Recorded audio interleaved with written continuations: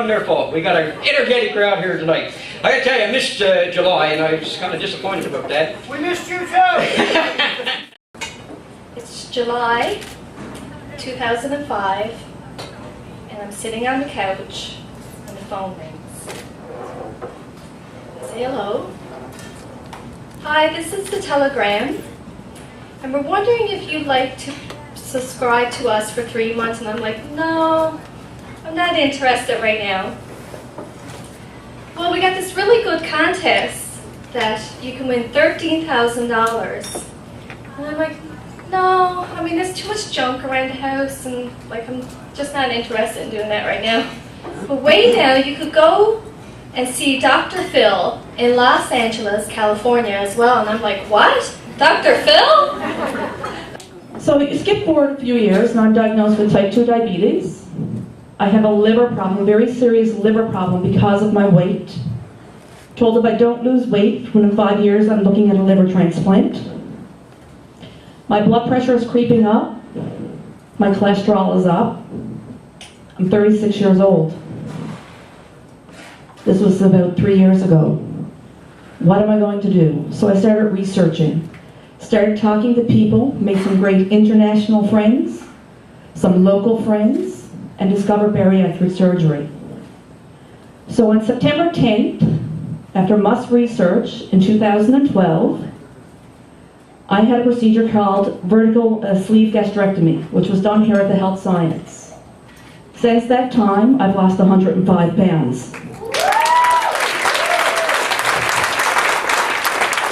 And so Dad remarried.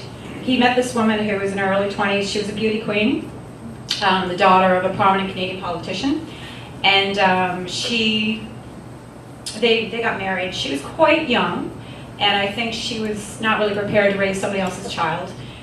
And I think I was probably not the easiest child, because I'd been raised by a bunch of housekeepers, so I was always really messy. But but I was never super, I never really felt, this is kind of sad, I never really felt like belonged, or that I felt like I was tolerated, perhaps resented for being there. I got married really young, and I guess I was always searching. I always had a business life felt like it was stressful, and I was unhappy married, and I was unhappy. Basically, I was searching. 20 years ago, I actually bought a book by Marianne Williamson. Does anybody know the Return to Love book? Yes. So I thought then I was searching for something to save me, save my marriage, but I never ever got it. I didn't understand what I was reading. It's only after my divorce and a year later a fire, which took my half.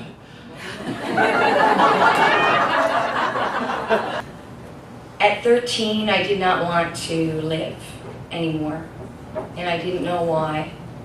And so the only way that I could survive was that I developed the people in my life. So the person that went to university, did the degrees, and then became a teacher of junior high for 16 years was a person who was used to doing that. The person who's right now talking to you is pretty new, and I bring this up because she's getting closer and closer to the other person who taught for a really long time, so that they're coming together. So when I bring the teacher me, who's very used to getting up and teaching things, closer to the inner me, and my power is from what I went through and what I learned. And the impact that I could have on people was when I reached inside and I told people how I felt. He makes a choice against all of that. And Trinity says to him, no one's ever done anything like this. And he said, that's why it's going to work. And I realized that it was an anthem for my life, that whatever it was that I had to do, it was something that no one had done before, because I couldn't find myself in those handbooks. I couldn't find myself in the job descriptions. I couldn't find myself in all the titles. So I realized I was going to have to make my own way and find out who I was.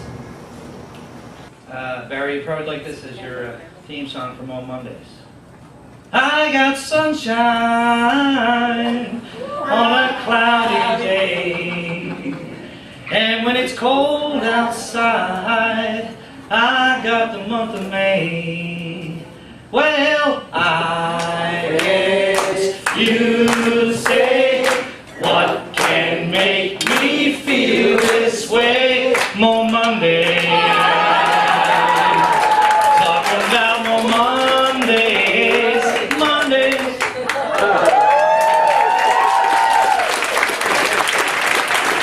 So that got your attention? And I'm committing that every MoMondays I'm going to come back and I'm going to be leaner, smaller. You know what I'm saying? I'll be a little bear. Little.